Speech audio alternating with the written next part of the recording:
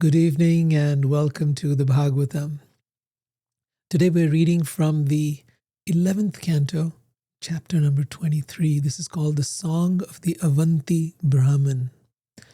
Now, in the previous chapter, that is the 22nd chapter of the 11th Canto, Bhagavan Sri Krishna had said to his friend Uddhava, the soul's material life, his experience of sense gratification, is actually false.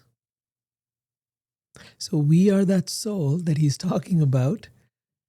Our life is our material life, our life in this world of matter. And what is it we're really doing in this world of matter? We're trying to enjoy ourselves. We want to enjoy the weather, we want to enjoy good food, we want to enjoy travel, we want to enjoy sex, we want to enjoy and have fun, we want to enjoy entertainment. There's so much we want to enjoy. And of course we have to work to do it, but yeah. So, and we've accepted that trade-off. But he says this material life we're having, the experience we're having here, and our attempt to enjoy our senses is actually false. So there is a statement in the Vedanta Sutra where they say that Brahma Satyam Jagan Mithya, that the world is mithya or false, and that Brahman, the supreme absolute truth or God, is the only reality. So, is that true, that the world is false? No, not actually. According to the Vaishnava teachers, the teachers of bhakti, the world is real, but an illusion. It's such a realistic illusion, shall we say, that yes, you get hurt by something bumping into you, or a car, or you can die even, if you just go over a cliff somewhere. Sure, and your life is over.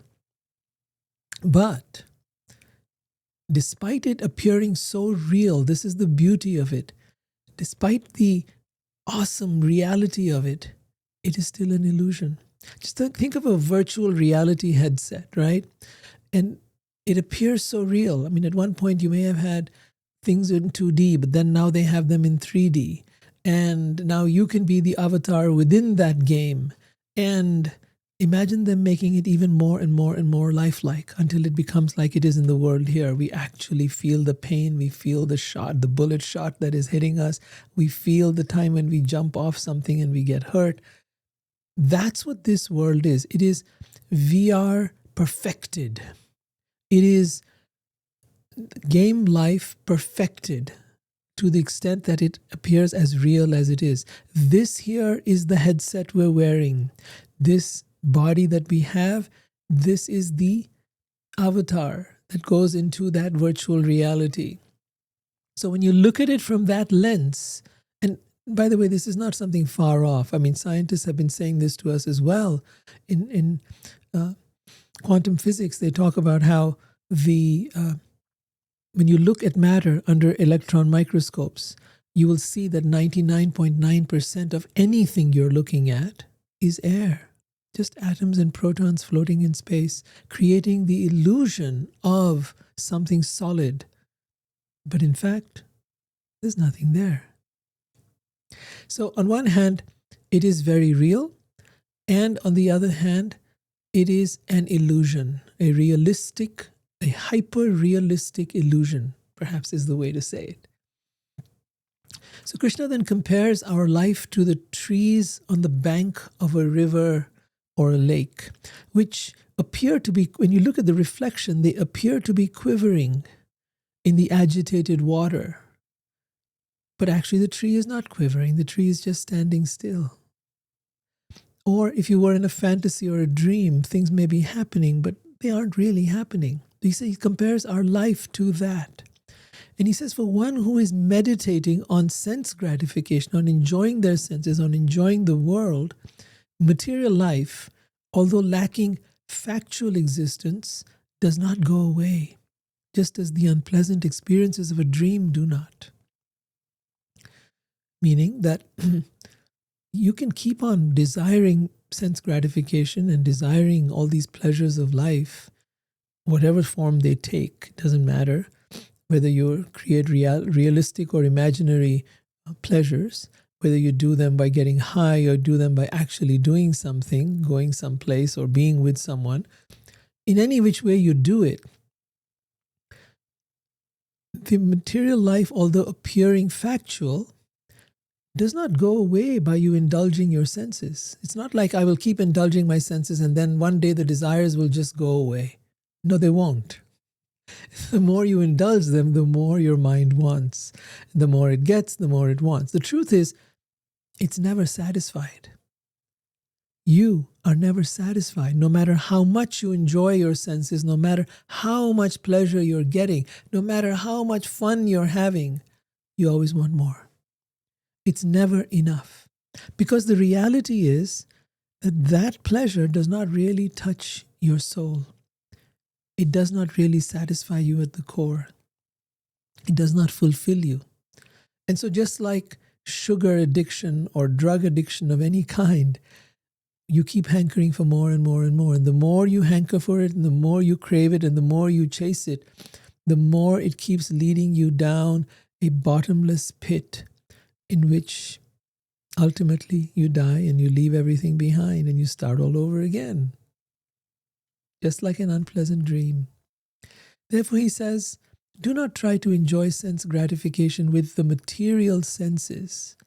Instead, observe how illusion based on material dualities prevents one from realizing the self. This is a powerful statement.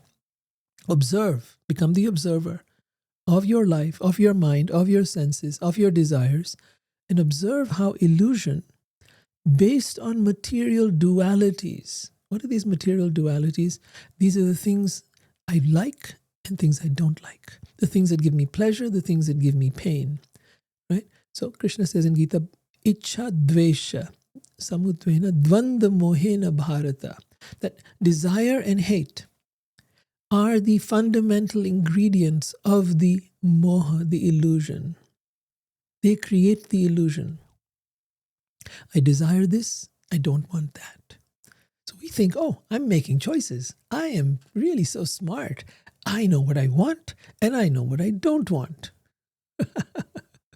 You're only that much more of an addict of your mind. The more you have bought into the dualities that the mind creates, because the mind is the one that's creating this positive, negative, like, don't like, agree, disagree, good, bad, right, wrong. The more you've bought into those dualities created by your mind, the more you have become its servant. And now all you're doing is going after the things it wants and chasing them and using your entire life energy trying to follow those illusions, those dreams. People talk, oh, fulfill your dreams. No, don't do that, please. Don't go after your dreams. Your dreams are further illusions being created by your mind. They are mirages in the desert of this material existence, thinking that, oh, if I get that, then I will be happy. Or if I'm with this person, then I will feel loved. No, you will not feel happy. You will not feel loved unless you have really been able to figure out where true happiness and true love come from. And they do not come from this world. I'll give you the cheat sheet on this one. They do not come from this world. They do not come from anything material. Because matter can never satisfy spirit. You are a spiritual being. You are soul. And that soul, that spiritual being, can never be satisfied by any amount of matter. So your chasing your dreams is like someone in the desert chasing a mirage. And all that happens is there is nothing there, no substance there. The person eventually falls down dead. And that's what happens to us too. Then Krishna says something even more radical, even more bewildering even. He says, even though neglected, insulted, ridiculed, or envied by bad people, and even though repeatedly agitated by being beaten, tied up, deprived of one's occupation, even though one is spat upon or polluted with urine by ignorant people, one who desires the highest goal in life should, in spite of all these difficulties, use his intelligence to keep himself safe on the spiritual platform. Okay, this is mind-blowing.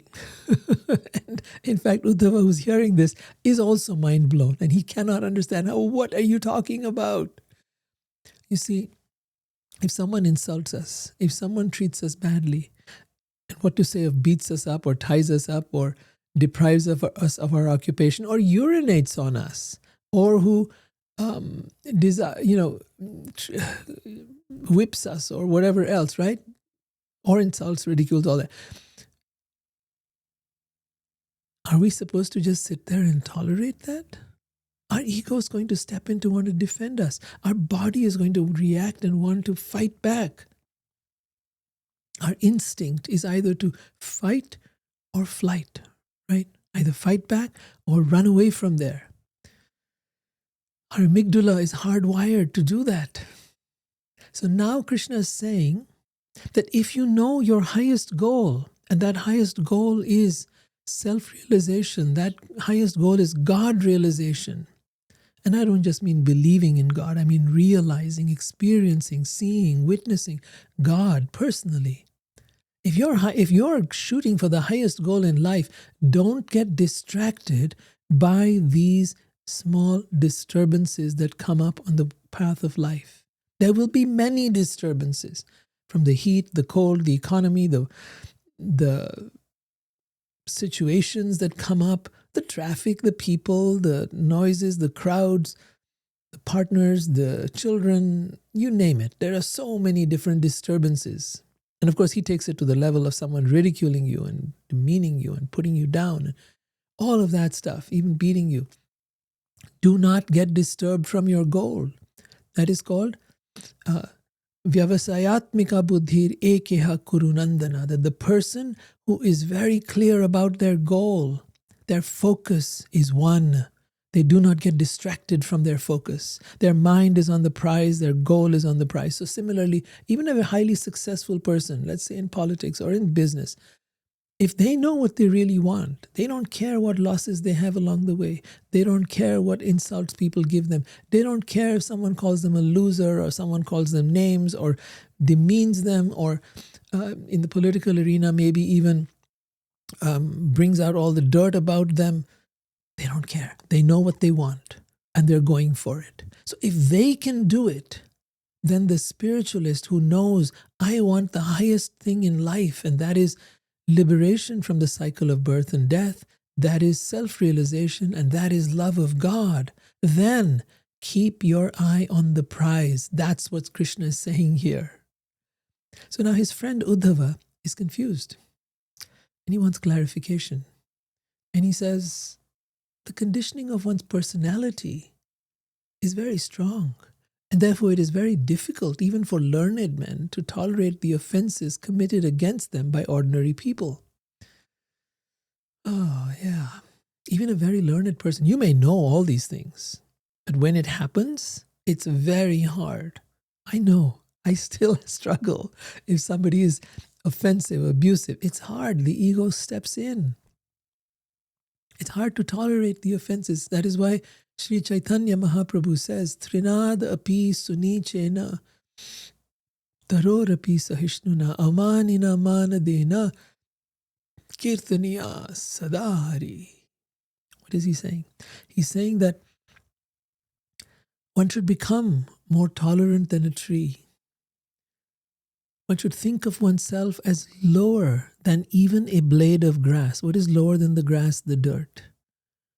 Right? One should think of oneself as dirt, as nothing, as inconsequential, as insignificant. And this brings up so much response in the ego, because the ego wants to be significant, it wants to be respected, it wants to be appreciated, it wants to be validated. All psychologists know this. But that is the ego. That is your personality. And that's what he's saying. The personality is very strong. Therefore, even though you may know these things, it is difficult, very, very, very difficult to tolerate such offenses. Therefore, Chaitanya Mahaprabhu says, not only should one think of oneself as lower than the straw in the street, but one should be willing to tolerate all kinds of disrespect. Amanina. Man means respect in Sanskrit. And one should be willing to tolerate all kinds of disrespect. At the same time, give respect to others. Manadena. Give respect to others, even though they are disrespecting you. Whoa. Is that tough or what? But that's what he's saying. And why is he saying that? Because that's what it takes. That's what it takes when you want to pursue the highest goal in life. And if that's what it takes, then that's what we got to practice. We've got to practice it on a day-to-day basis. Stop criticizing others. Stop judging others. And even if they judge you, keep continuing to give them respect in return. Look at their strengths. Look at their wonderful qualities. Bow down to them if need be. Give them all respect and ask for no respect in return. In this way, we not only diminish, but we squash the ego and its plot to capture us. On one hand, already the mind has captured us with its positive and negative, I like, I don't like, whatever. Our senses have captured us and our ego has captured us. And our work is to annihilate these three. You will still live with them, you will still have them, but they will be in a diminished position and they will be subservient to you. Who are you? You are the soul. You are not the mind, you are not the body, you're not the senses, you're not the ego. You're not your personality. You're the soul, that spiritual being who has nothing to do with all of this, who is not affected by any of this, who cannot be killed. See, the body can be killed. The body can die. It can perish. So therefore, there is this whole defense mechanism built in to protect you. But if you understand that that is not my identity is the soul, and that soul is imperishable. Krishna says, never was there a time when I did not exist nor you. For the soul there is neither birth nor death, nor having once been does he ever cease to be. So if that is the case, then I can be fearless. I don't need to protect myself.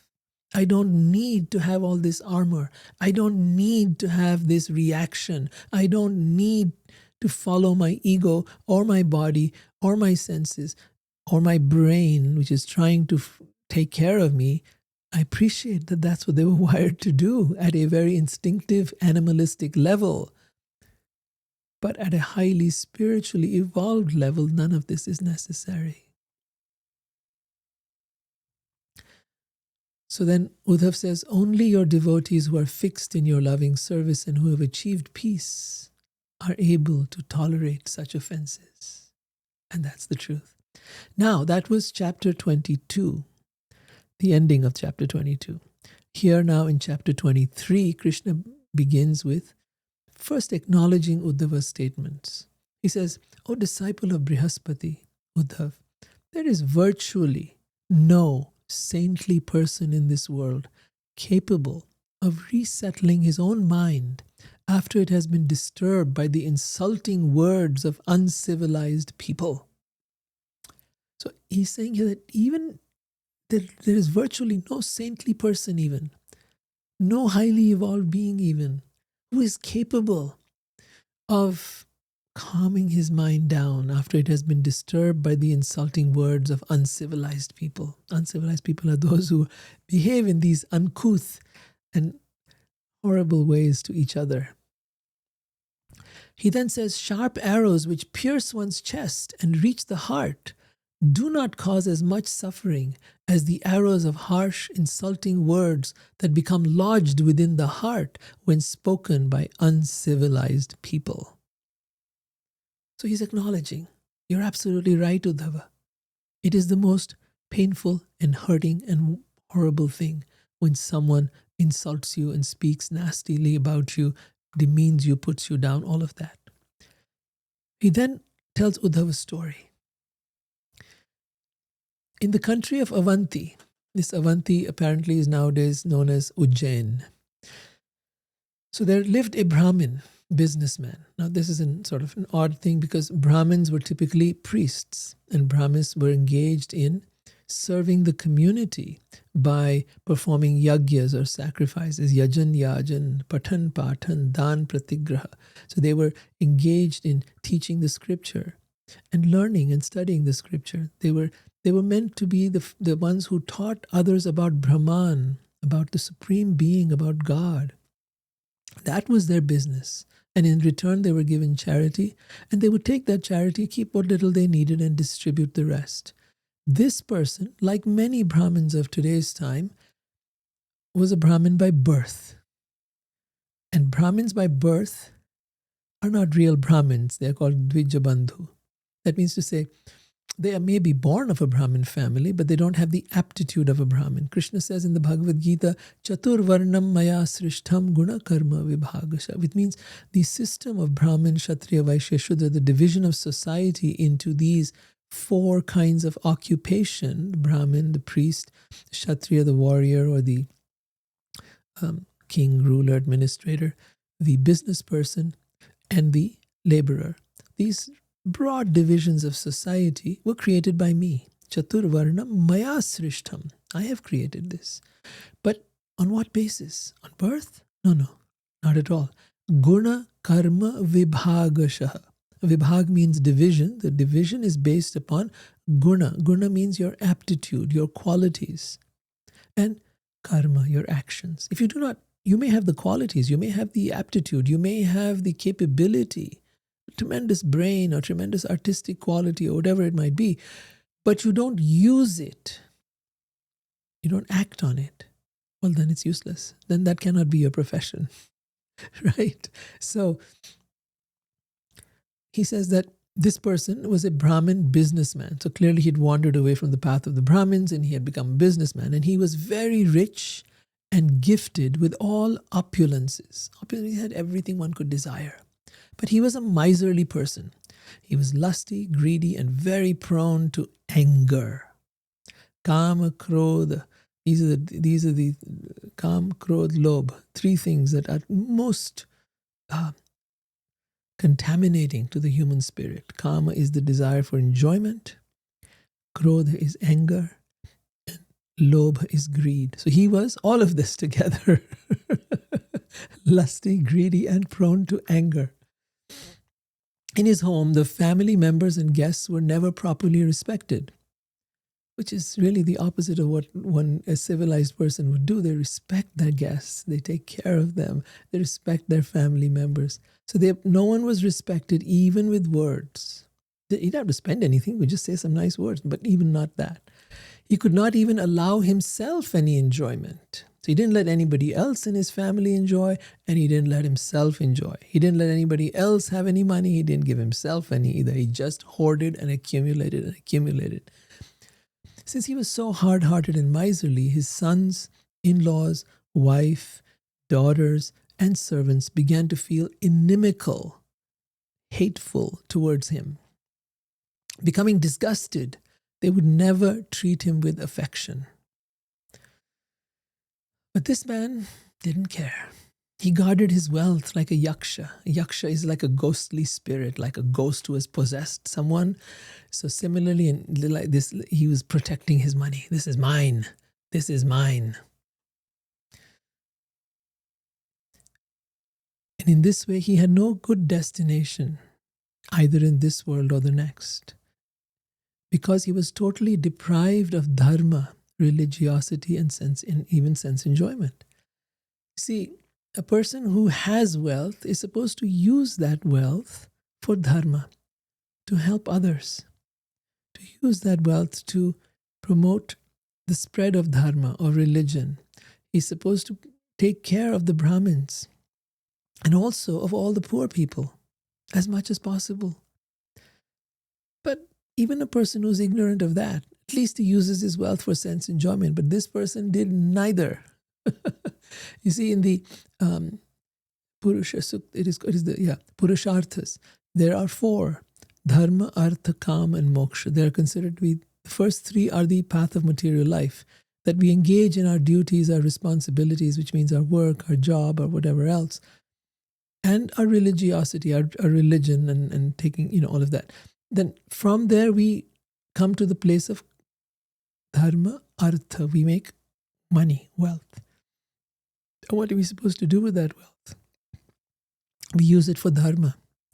We use it to do good things, and that way we build our credit, not only for this life, but also for the next.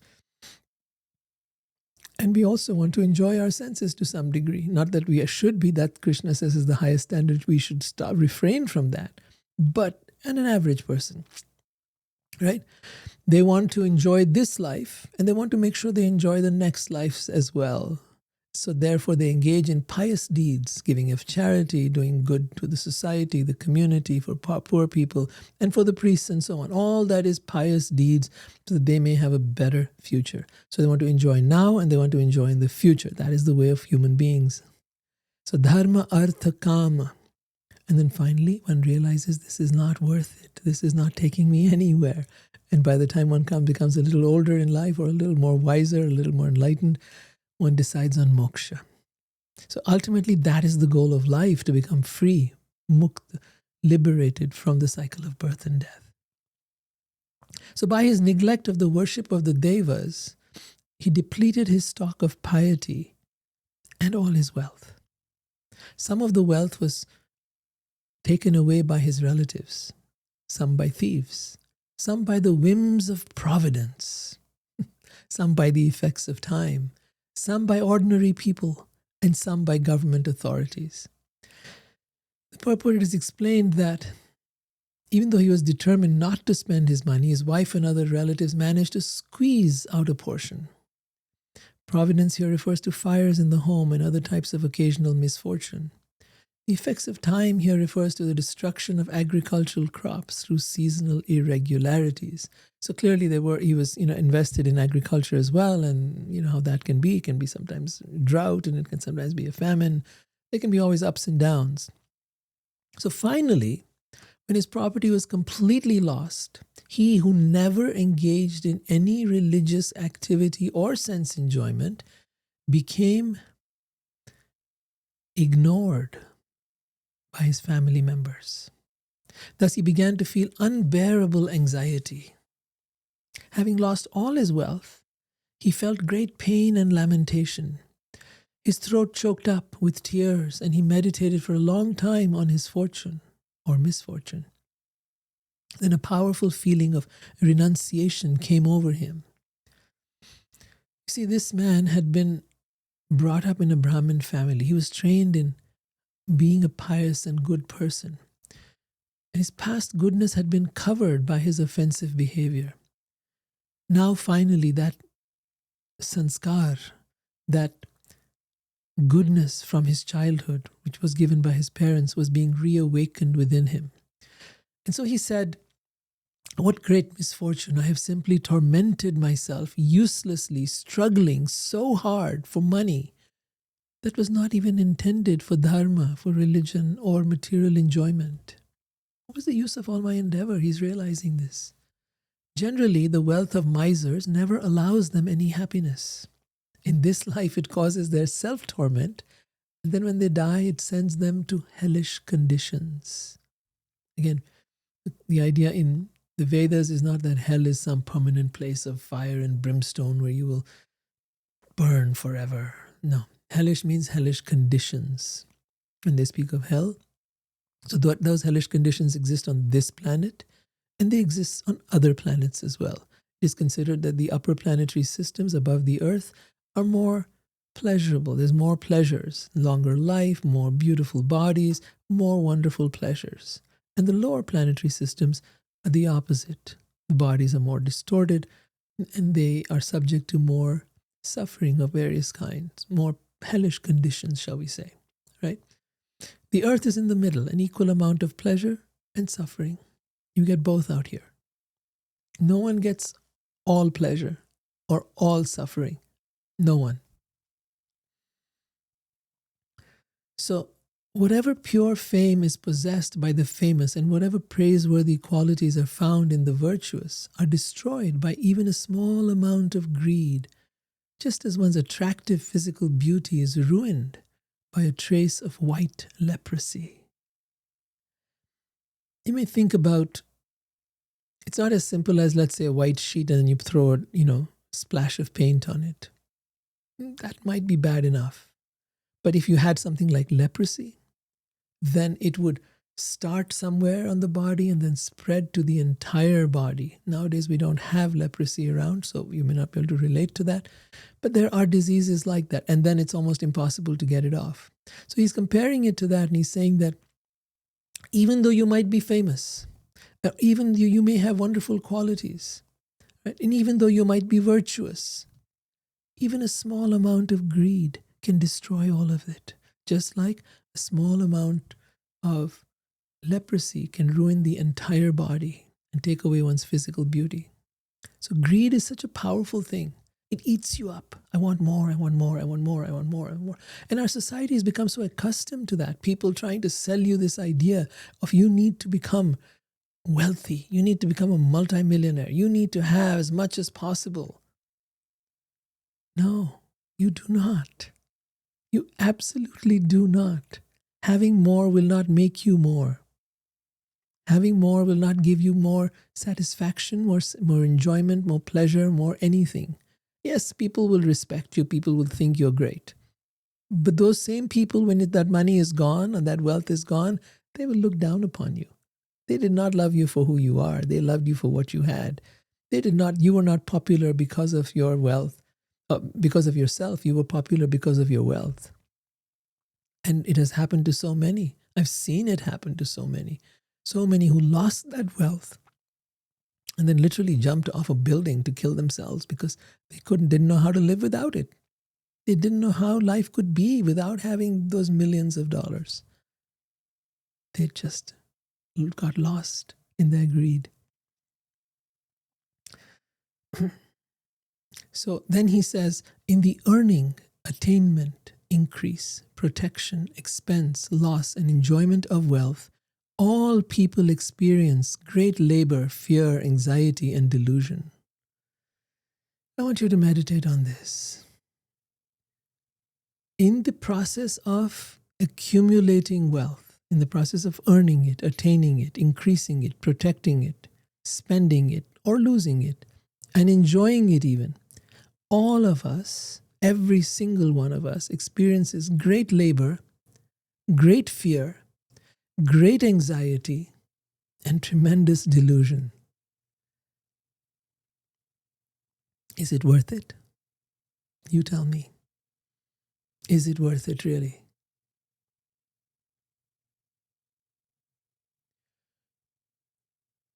Krishna then goes on to talk about 15 undesirable qualities that contaminate a person because of greed for wealth. Let's be very clear. It's not that wealth is bad. It is the greed for wealth that is bad. Things are neither good nor bad. A knife is neither good nor bad. It can be used to cut fruit or it can be used to kill someone. Similarly with all material things. Things are neither good nor bad. They're just things. What we do with them, how we use them, how we think about them, that matters. And greed is this desire to have more and more and more, this insatiable thing. And if you really go down to it and try to investigate why a person has greed, you'll discover it has to do with a deep feeling of emptiness and low self-worth within themselves, which they're trying to fill by this bottomless pit with more and more and more and more. But it cannot be filled. The cause of that bottomless pit is not something that can be filled by any amount of money, any amount of fame, any amount of power, any amount of prestige or honor or women or men or whatever it is that you're into. It cannot be filled by anything external. So there are 15 things that he talks about, undesirable qualities that contaminate a person because of greed for wealth. And these are theft. One may end up stealing. Violence. Speaking lies. Duplicity. Lust. Anger. Perplexity. Pride. Quarreling. Enmity. Faithlessness. Envy.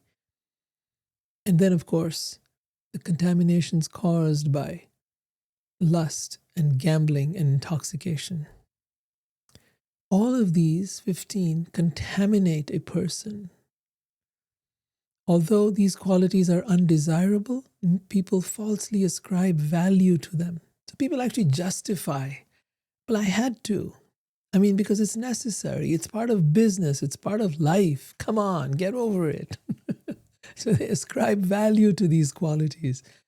But one desiring to achieve the real benefit of life, spiritual evolution and growth, should therefore remain aloof from undesirable material wealth, particularly from the greed for wealth.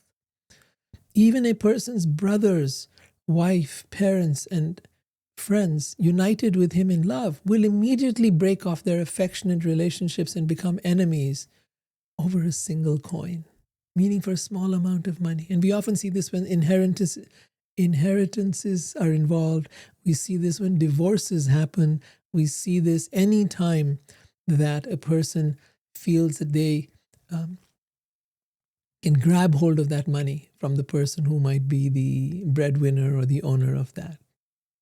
So we tend to we see this happen. Relationships break up. We see siblings quarreling. We see those who are husband and wife going into tremendous fights, or parents and children even.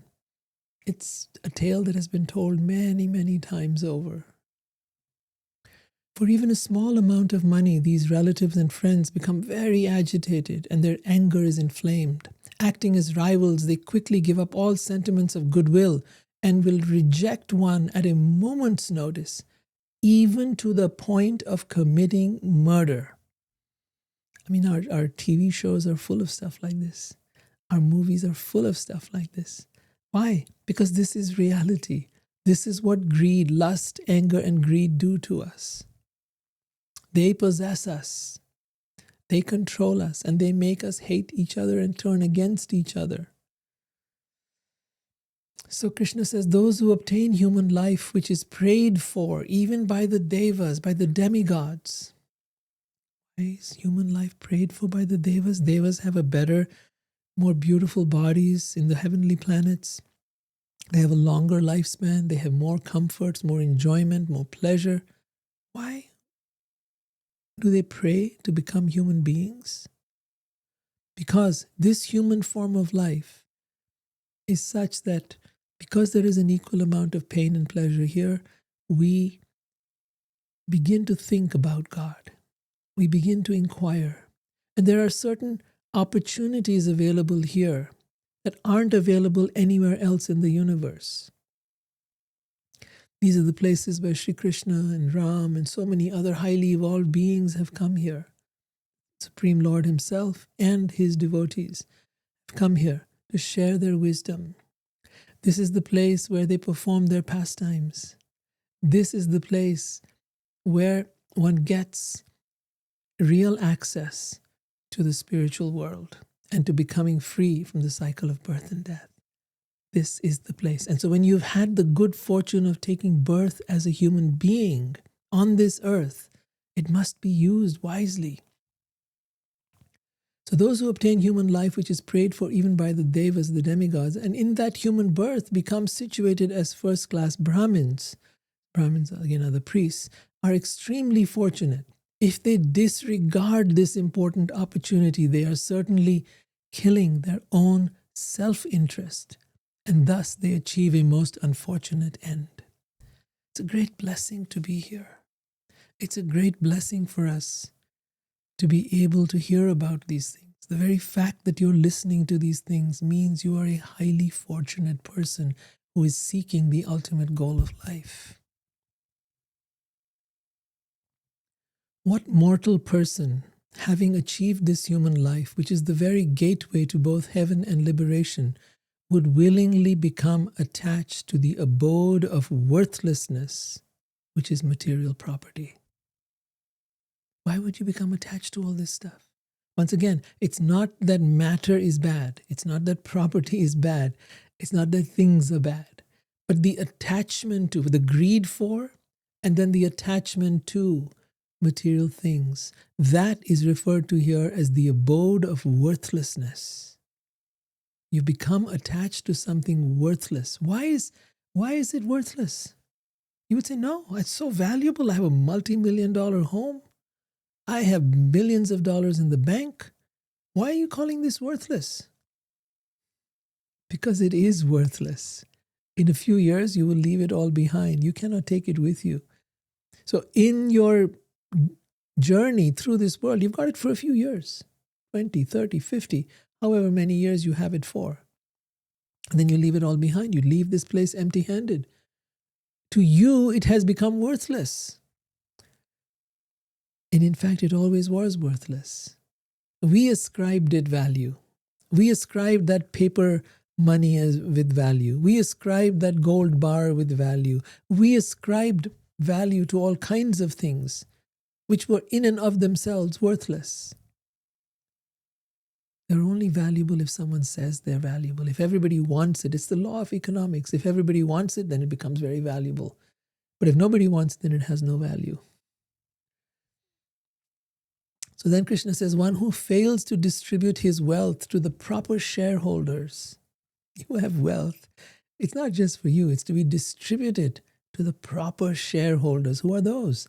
The devas. You use it for the service of God. You use it for the sages. You use it for the devotees, the Brahmins and others who are engaged in spiritual activity. You engage it for the forefathers and for ordinary living entities. So in other words, you serve the community and people at large, as well as your immediate relatives, in-laws, and your own self. So a person who fails to distribute his wealth to the proper shareholders is maintaining his wealth simply like a yaksha. And we talked about that, an evil ghostly spirit who's guarding his wealth. And such a person will ultimately fall down. Discriminating persons are able to utilize their money, youth, and strength to achieve perfection. But this Avanti Brahmin, he says that if I had been a discriminating person, I would have used my money, my youth, my strength to achieve the spiritual goals of life or perfection. But I have feverishly squandered these in the useless endeavor for further wealth. Just kept on wanting more and more and more. And now that I'm an old man, what can I achieve? Why must an intelligent man suffer by his constant vain efforts to get wealth? Indeed, this whole world is most bewildered by someone's illusory potency. He's starting to become aware of the illusion. He's starting to become aware this world and all the stuff in it is someone's illusory potency. Who is that someone? I wonder. Someone is Krishna. This is his illusory potency, his illusory energy that makes us think all of this is important, all of this is significant, all of this matters, when in fact it doesn't. For one who is in the grips of death, what is the use of wealth? For one who is in the grips of death. Who is in the grips of death? All of us. All of us are in the grips of death. Every day, every moment, every second is taking us closer and closer and closer to death. We don't want to think like that. We don't want to believe that. But that's the reality. So he says, for one who is in the grips of death, what is the use of wealth? And for those who offer it, what is the use of sense gratification or those who offer it? Or for that matter, any type of karmic activity which simply causes one to again take birth in the material world. The Supreme Personality of Godhead, Sri Krishna, Lord Hari, who contains within himself all the devas, must be satisfied with me. Indeed, he has brought me to this suffering condition and forced me to experience detachment, which is the boat to carry me over the ocean of material life. Whoa, this is such a realization he's having. He says, the Supreme Lord, God, who is the source of everything, has brought me to this suffering condition and forced me to experience detachment. Because it is only detachment, de-attachment. I was attached, and by becoming de-attached and realizing that this is his mercy, that then becomes the boat that will carry me over the ocean of material life. See the wisdom in what he's saying. In the purport, it is explained when the Brahmin lost all his property, he could understand that the Supreme Godhead Krishna had given him the highest perfection, not by awarding him sense gratification, but by saving him from the ocean of material enjoyment. Being thus deprived of the opportunity to cultivate dharma, artha, kama, and moksha, that is, wealth, religion, wealth, enjoyment, and liberation, the Brahmin had become detached, and transcendental knowledge awakened within his heart.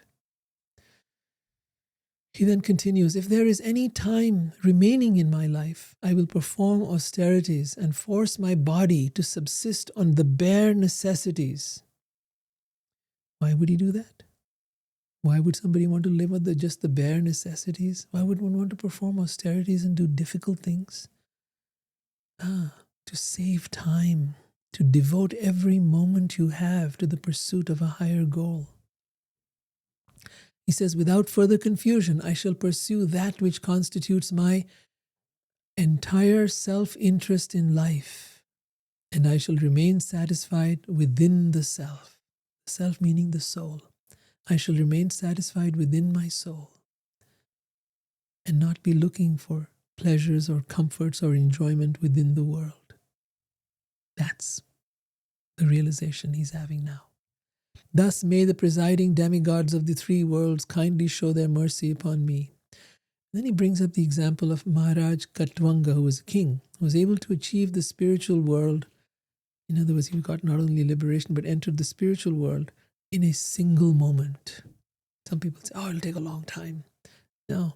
The purport is explained, Maharaj Katwanga, the king, described in the second canto of Srimad Bhagavatam, fought valiantly on behalf of the devas, the demigods, and they then offered the king any benediction that he might desire.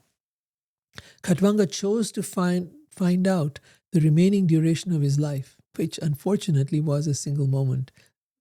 The king therefore immediately surrendered to the Supreme Lord, Bhagavan Sri Krishna, and he achieved the spiritual world. Krishna says, wherever and whatever the mind is fixed upon at the time of leaving this body, to that state you shall attain. So when he fixed his mind upon Bhagavan, Sri Krishna, then immediately he was transferred to the spiritual world, because that is Krishna's promise. For most of us, it doesn't happen. We think, when I'm older, I'll think about God. Now let me enjoy.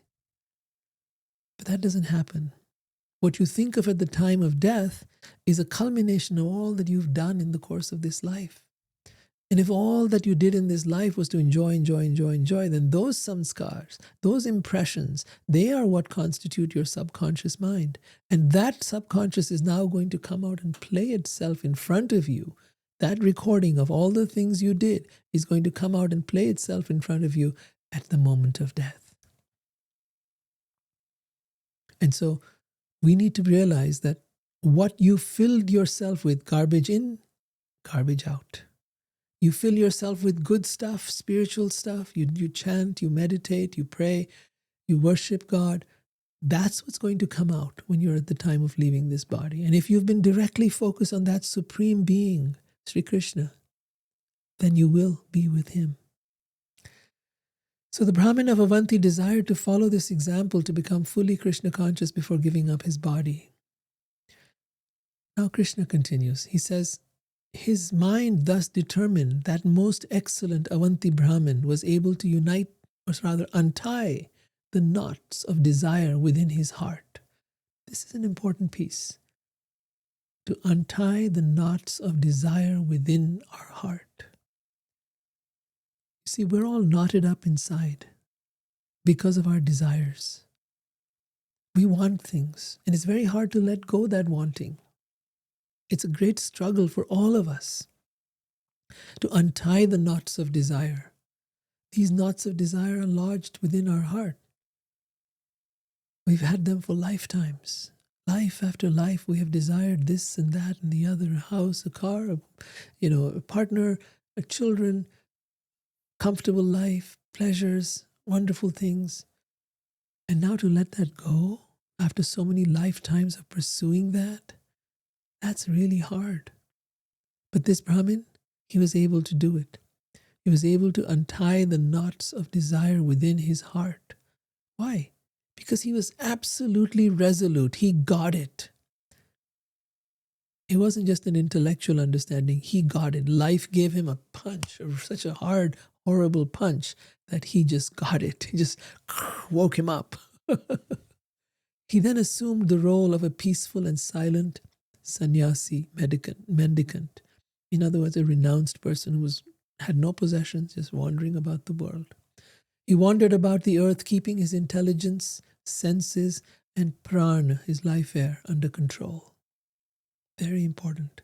Keeping your mind, your senses, your intelligence, and your life energy under your control. This is the only thing you can control. You cannot control anyone else. You cannot control anything else. But you can control this organism that you live in. In fact, you must. To beg charity, he traveled alone to various cities and villages. He did not advertise his advanced spiritual position and thus was not recognized by others. So he didn't put on any saintly clothes. In India, they'll wear saffron clothing.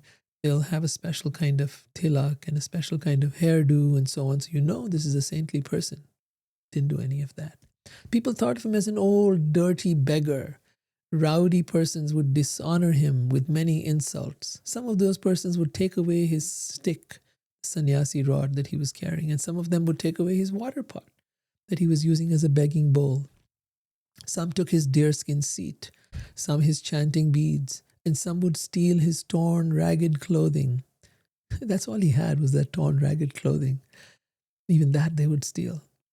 Displaying, then they would hang these, sort of like how kids do, or you do with kids. They would display these things before him and would pretend to give it back to him. And then they would hide them again and try to give it back and then hide them again.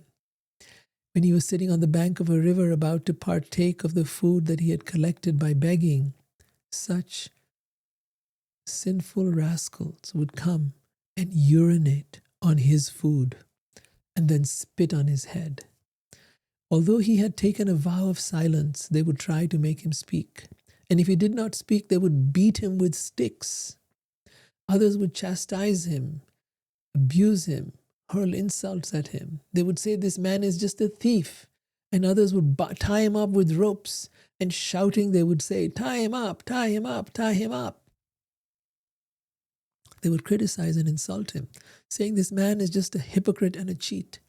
He makes a business of religion simply because he lost all his wealth and his family threw him out. So they knew his history, they knew his background.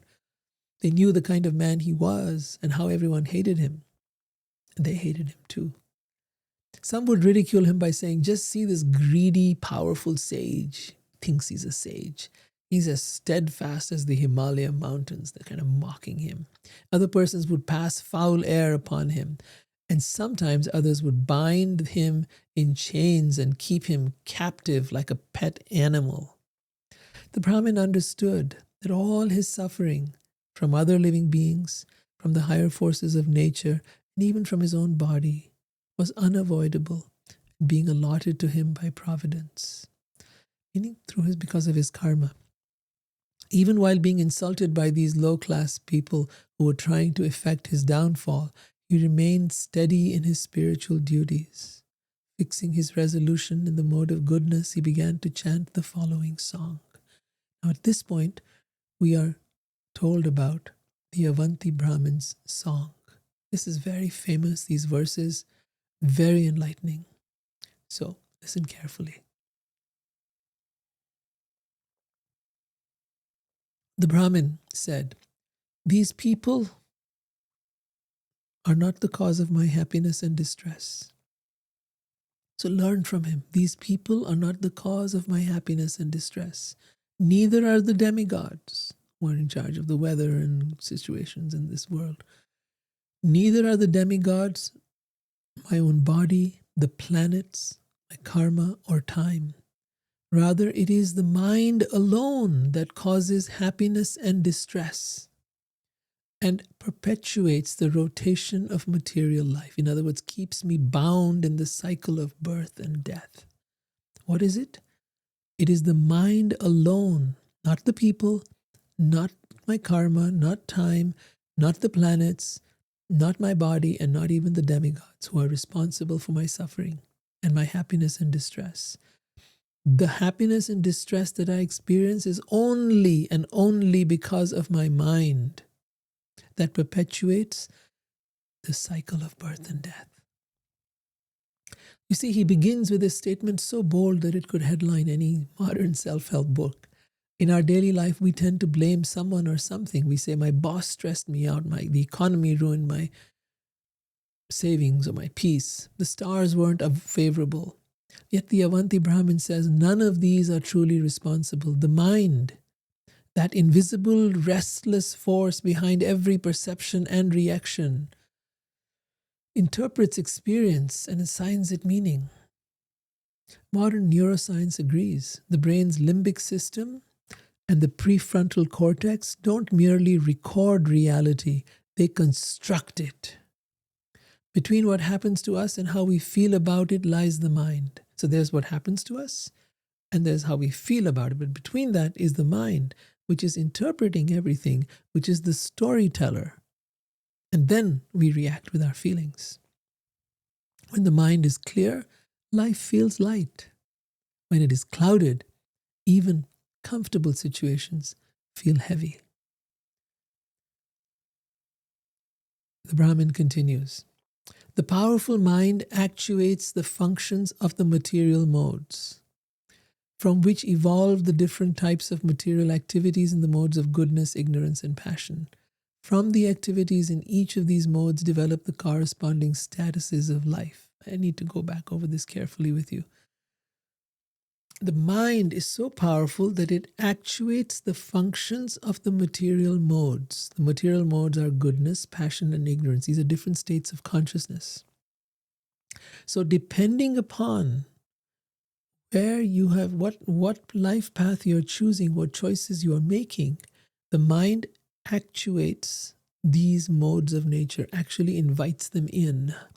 If you have allowed yourself to get caught up in the rajasic mode, the mode of passion, wanting to achieve and have, and you're driven by all of this passion, then the mind will activate that mode of nature. If you have chosen a deeply spiritual life and you wish to attain a higher level of consciousness, then the mind will actuate the mode of goodness.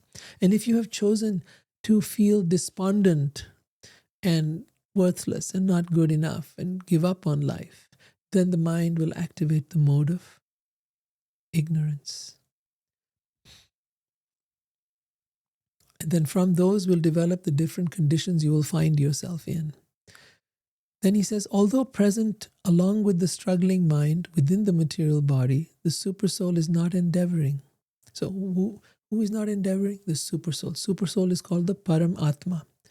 There is the Atma, the soul, and then there is the Param Atma, the great soul, the super soul, who is also present within us. So a part of God, the Paramatma, the super soul, is present within us as the witness.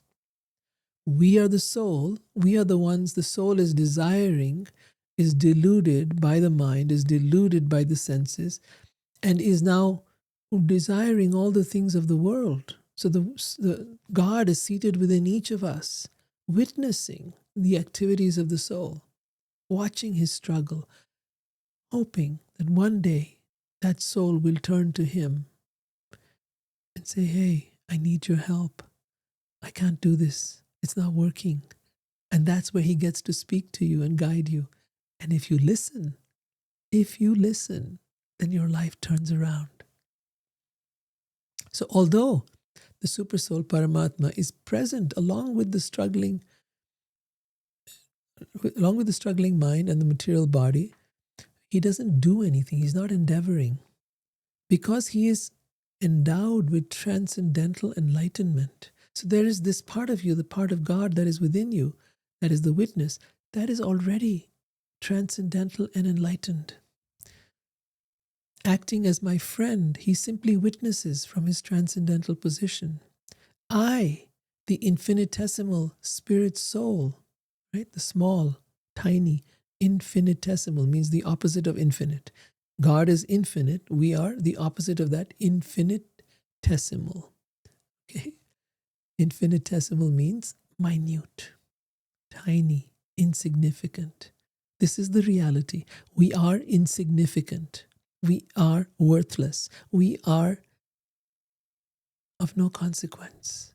And yet, our ego wants us to be significant. Our ego wants us to matter. Our ego wants us to be something special. And that's all the egoic story is about. He says, I, the infinitesimal spirit soul, on the other hand, have embraced this mind. I have embraced this mind, which is the mirror reflecting the image of the material world.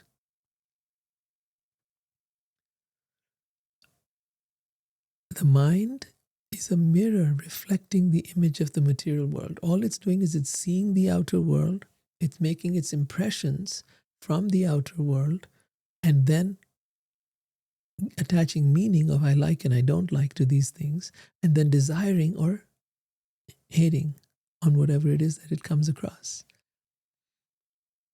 Thus, I have become engaged in enjoying the objects of desire and am entangled due to contact with the modes of nature. Another way to look at this is the mind is like the conductor of an orchestra made up of three gunas, sattva, rajas, and tamas: goodness, passion, and ignorance. If the mind tunes itself to the mode of goodness, the music of life is peaceful and luminous. If the mind is tuned to the mode of passion, then the tempo rises, restless, ambitious, intense. If the mind is tuned to the mode of ignorance, tamas, then the notes turn dull and discordant. So that's what he says first. And then he distinguishes between the Paramatma and the Atma, the super soul who simply witnesses, and the individual soul who becomes entangled. He says the super soul is not endeavoring, he merely witnesses. I, the infinitesimal soul, have embraced this mind, the mirror reflecting the image of the material world. And thus I became entangled. Try and get this. The soul does not have to be entangled in the world. It has become entangled because we bought into the world that was being presented to us, which is not our real home, which is not our real life, which is not our reality at all. Picture it like this. The sun shines equally everywhere. Yet when a pond ripples, the sun's reflections dance wildly. The soul is steady like the sun. The mind is the water. When the mind is disturbed, our reflected self seems to tremble, but the real self never moves. We have the ability to be able to come back to the real self and no longer be possessed or controlled or dominated by the mind. That is real freedom. That is liberation. That is moksha. That is salvation. That is the beginning of our spiritual journey. The Brahmin continues, charity, prescribed duties, observance of regulative principles, hearing from scripture, pious works, and purifying vows all have this as their final aim, the subduing of the mind. Most people don't understand this. They go to church, they go to mosques, they go to temples. They think they're doing something to pray to God so that God will send them to heaven or will give them some kind of nice blessings or whatever else.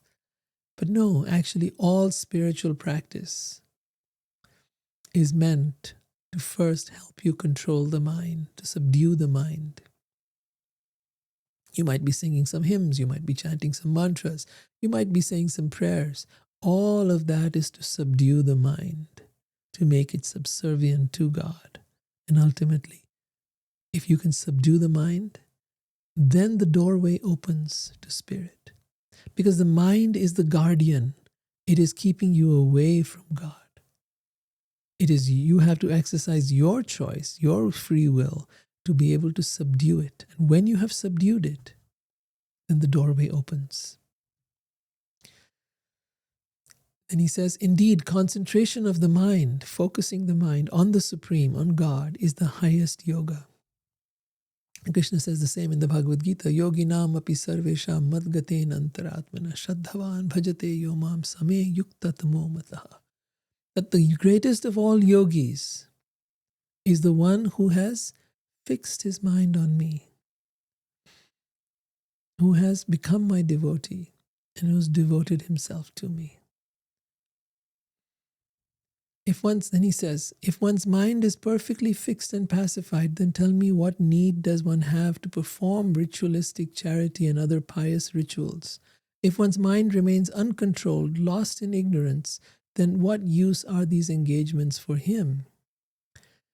So here in this verse, you'll see astonishing clarity. He says, every ritual, every rule, every external act of religion, they all exist for one inner purpose: to quiet the mind.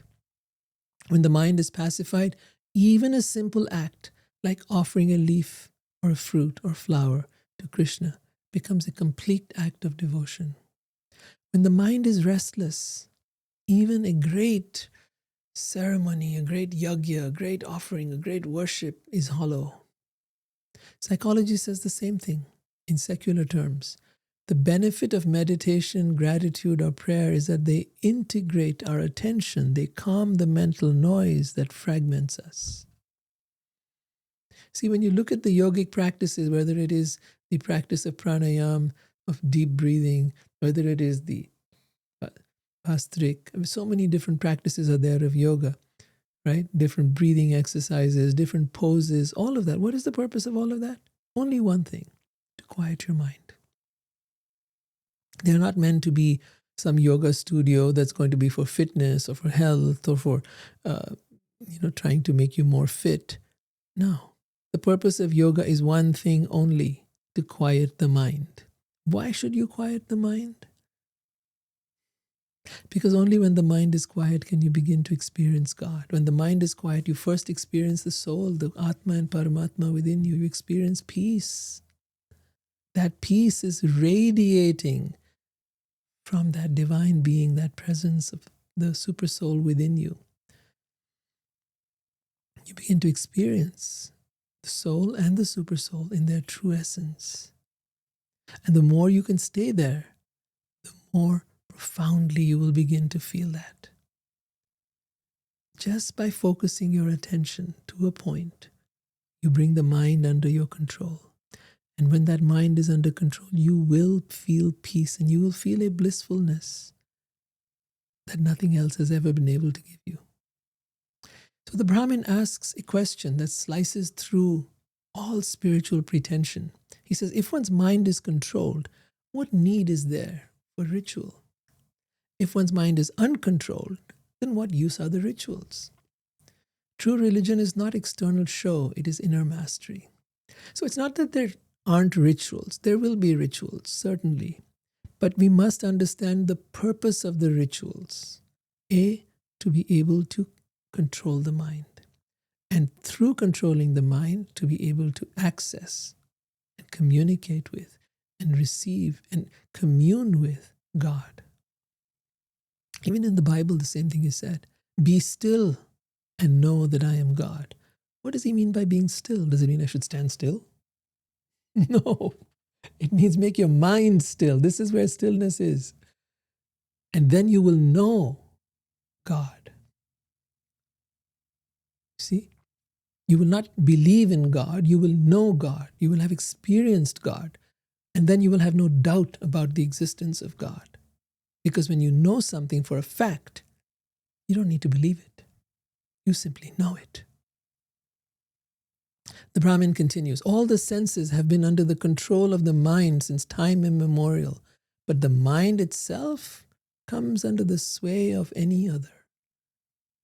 So the mind is under the sway of society, of advertising, of other people. Mind is stronger than the strongest, and his godlike power is fearsome. Therefore, anyone who can bring the mind under control becomes the master of all the senses. Let's think about that a little further. Anyone who can control the mind will become the master of all the senses. Why is that important, becoming the master of all the senses? Because it is the senses, the uncontrolled senses, that are driving us into this world constantly, that are telling us, let's go here, let's go there, let's get this, let's get that. And for that we are working and we are spending our entire life chasing the desires of our senses. So one who has controlled the mind will also control the senses alongside. This is the central battlefield of human life. In the Bhagavad Gita, Krishna tells his friend Arjun, the mind can be the best of friends or the worst enemy. Our world today is like a lab, a laboratory for this verse. Every app, every advertisement competes for our attention. The average smartphone user checks their phone over 100 times a day, not because they want to, but because the mind demands stimulation. Dopamine hits. To control the mind is not suppression, it is liberation from inner tyranny. The Brahmin continues, failing to conquer this irrepressible enemy, the mind, whose urges are intolerable and who torments the heart, many people are completely bewildered and create useless quarrel with others. Thus they conclude that other people are either their friends, their enemies, or people indifferent to them, people who don't matter. Persons who identify with this body, which is simply the product of the material mind, are blinded in their intelligence, thinking in terms of I and mine. Because of their illusion of this is I and that is someone else, they wander in endless darkness. So think about this here. This is one of the most piercing psychological observations in this text. The idea of I and mine, you and yours, divides the one reality into fragments. From that illusion arises envy, rivalry, nationalism, religious conflict, and all projections of an uncontrolled mind. Modern psychology calls this egoic identification. It's a false story that my worth depends on being right or superior or secure. But once the mind is trained in equanimity and compassion, that replaces competition. The world remains the same, but our interpretation of it changes, and with that peace returns. If you say that these people, now he continues here, if you say that these people are the cause of my happiness and distress, then where is the place of the soul in such a conception? Like, what is the soul? If they are the cause of my happiness and distress, these people that you're blaming and accusing, then what is this? What's the position of the soul here?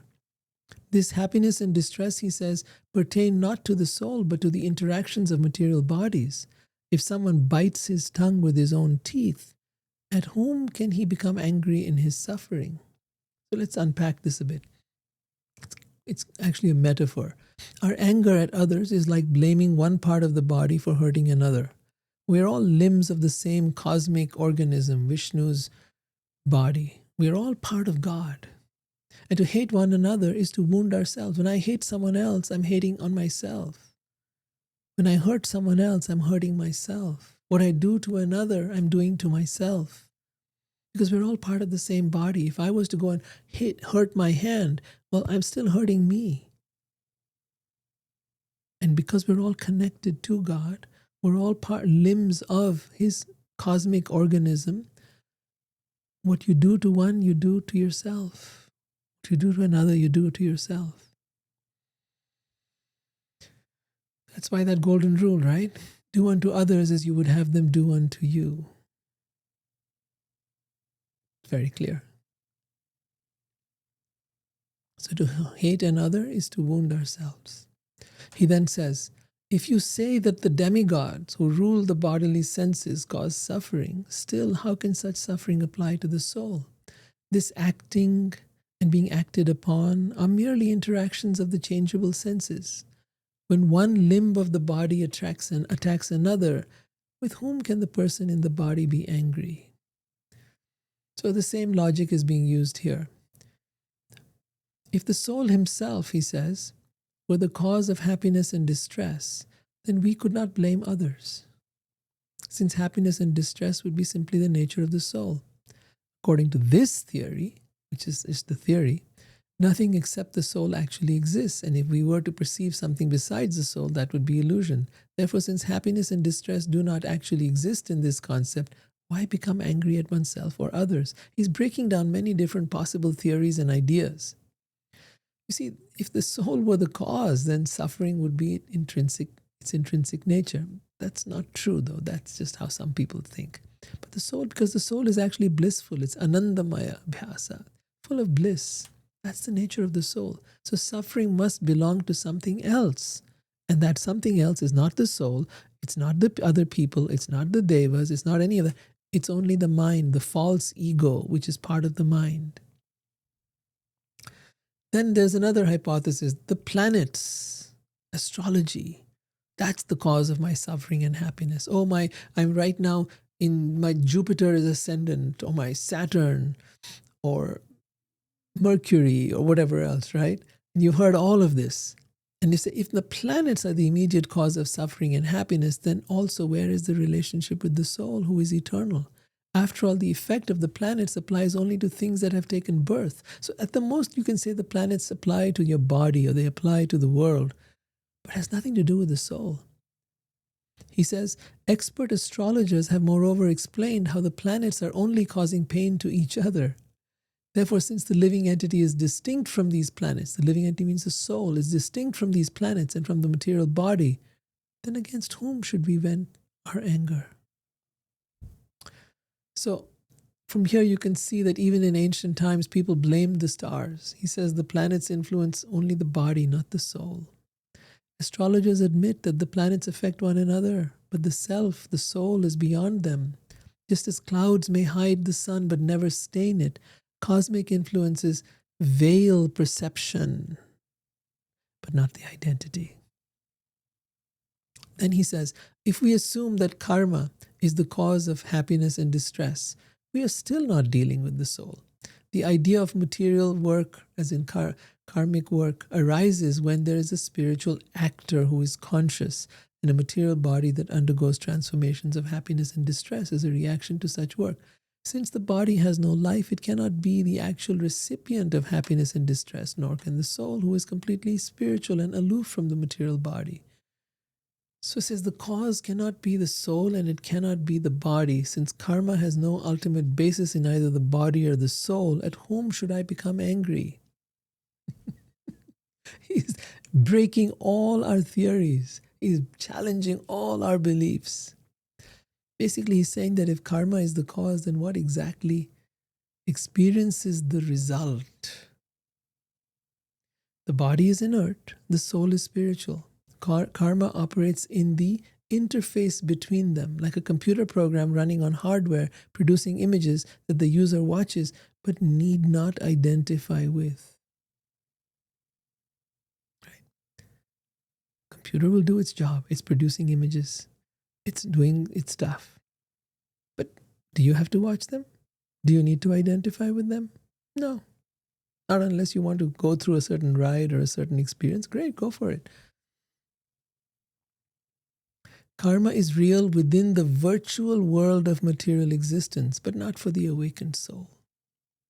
He then says, if we accept time as the cause of happiness and distress, that experience still cannot apply to the soul, since time is a manifestation of God's spiritual potency, the Supreme Lord's spiritual potency, and the living entities are also expansions of that spiritual potency manifesting through time.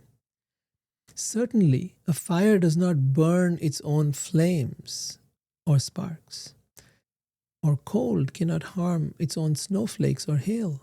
In fact, the soul is transcendental and beyond the experience of material happiness and distress. At whom, therefore, should one become angry? He keeps on asking this. At whom should one become angry? Have you ever noticed when you get angry? Sometimes you're angry at yourself, but mostly you're angry with the world or with other people. They shouldn't have done this. They should have done that. Why did I not do this? Why did I not do that? What did I do? How could I? What was I thinking? We get angry, but it's all mentally concocted stuff. I want people to behave a certain way. I want myself to behave a certain way. I want life to be a certain way. And if it doesn't go the way I think it should, then I'm angry. I'm upset. I'm hurt. I'm sad because things didn't happen the way I thought they should. Well, who made up the idea that they should be that way? Because I'm not the one that's controlling the world or people or situations or life or myself even. I'm not even in charge of this mind. But I have these ideas based on whatever. Maybe society taught it, maybe religion taught it, who cares? But I have some idea of how things should be. And when things don't fit with that, then I'm upset. Therefore, he keeps saying, with whom therefore should one become angry? Once you become self-aware, you understand, then you realize, I'm just wasting my energy.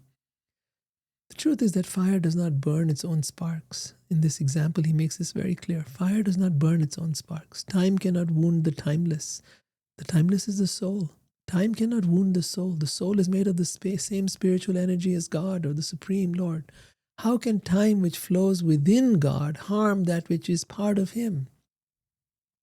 In modern physics, you come across the same idea. At the quantum level, particles are excitations of one field. There is no separate thing to be destroyed, only transformation of patterns.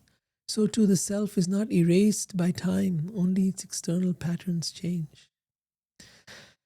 Now, in the last two verses here, he gives some very powerful statements. He says, the false ego gives shape to the illusory material existence. False ego gives shape to the illusory material existence and thus experiences material happiness and distress. The spirit soul, however, is transcendental to material nature. Soul is transcendental to material nature. He can never be affected by material happiness and distress in any place, under any circumstance, or by the agency of any person. Who cannot be affected? The soul. Right? So, who is causing the experience of happiness and distress? The ego. He's giving shape to the illusory material existence and then causing the experience of happiness and distress. The soul is not affected by any of this. He then says, a person who understands this has nothing whatsoever to fear from material creation. I want you to really think about this. The soul is imperishable. It cannot be destroyed. Krishna says it very clearly. Never was there a time when I did not exist, nor you, and never in the future shall any of us ever cease to be. For one who is born, it is certain he will die, and for one who dies, it is certain he will be born again. For the soul, there is neither birth nor death, nor having once been does he ever cease to be.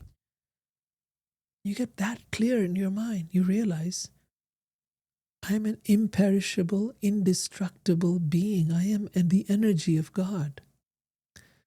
Now, it is the ego that is fearful. It is the ego that tries to defend and protect and do all these things. Why? Because in fact it is perishable. The body is perishable. The mind is perishable. It is subject to birth and death. And therefore, it is constantly fearful. And it is that fear then that causes it to think in terms of what is good and what is bad. What is right, what is helpful, what is going to harm me and what is going to protect me, where I'm going to be safe and where I'm unsafe. The ego is constantly on alert for this, hyper alert. And because of that, it uses these defense tools, defense mechanisms to blame others, to blame people, to blame the stars, to blame the time, the economy, the government, whatever. But none of that matters to the soul. If we simply turn our attention inward, we will no longer be afraid. We will realize no one can harm me. No one can hurt me. No one can in any way impede my peace. It is only if I give them the power to do so. If I think they can, then they will. But that choice is in my hands. Here you'll see that the Avanti Brahman gives his final diagnosis. The disease is misidentification. Just as dreaming, we might cry or laugh. The soul in ignorance feels pain or pleasure through the dream of the body and the mind. Awakening is not about changing the dream. It's about realizing I'm not the dream. I'm not the story that I'm seeing in my dream. Once this insight settles in, fear evaporates. A person who knows that I am spirit an eternal part of Krishna, walks through life serene. Whether you're praised or blamed, honored or insulted, nothing matters.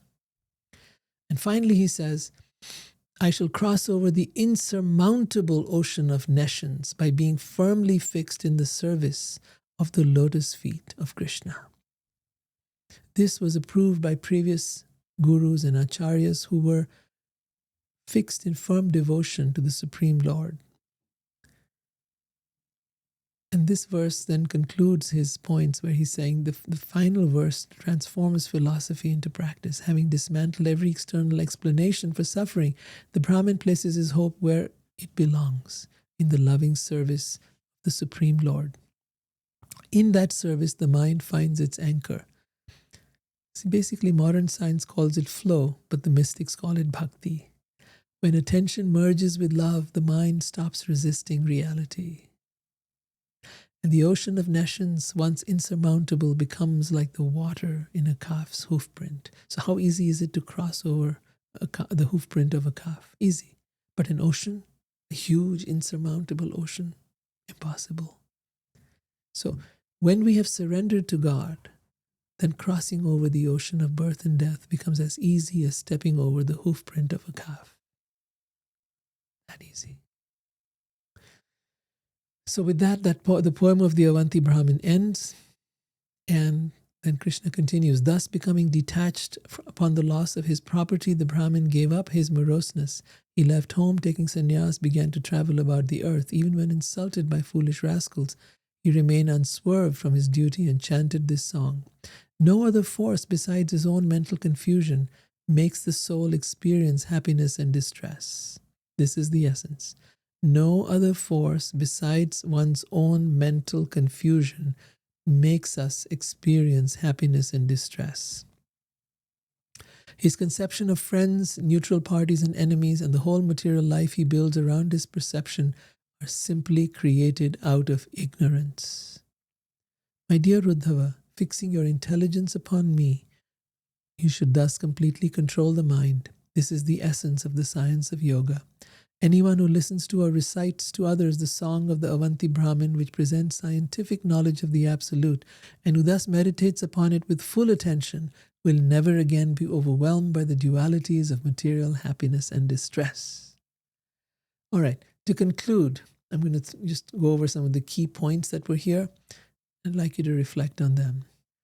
I want you to think of your own life. Every conflict, every anxiety, every resentment can be traced back to the same misunderstanding. Something outside me is responsible for how I feel. The Avanti Brahman teaches radical responsibility, not guilt, but freedom. He tells us that nothing and no one can disturb the soul.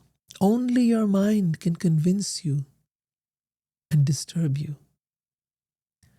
So the path of yoga, the path of devotion, is essentially mind training, to pause before reacting, to observe rather than be swept away by the mind, to recenter in the witness, the supersoul within, who sees all with compassion. Every time we choose remembrance of Krishna over resentment, reflection over reaction, service over self-centeredness, we are crossing that ocean of material existence. The Avanti Brahmin was insulted, robbed, spat upon, mocked, yet he found a joy in the world that no one in the world could take away, because he discovered that his peace was not negotiable. It was rooted in the eternal. May we too cultivate that inner sovereignty. Let us practice seeing the mind as a tool, not a tyrant. The world as a classroom, not a courtroom where we judge, criticize, and condemn not only others but ourselves. And finally, let us think of the people and situations we encounter as mirrors, not enemies. In the end, all of us are trying to remember who and what we really are. Eternal souls, parts of Krishna, meant for love. Thank you for joining me today. Next time we'll continue our journey deeper into the 11th canto and the timeless wisdom it offers for mastering the mind and awakening the heart. Until then, may your mind be your friend, may your heart be your guide, and may your remembrance of Krishna steady your every step. Hare Krishna.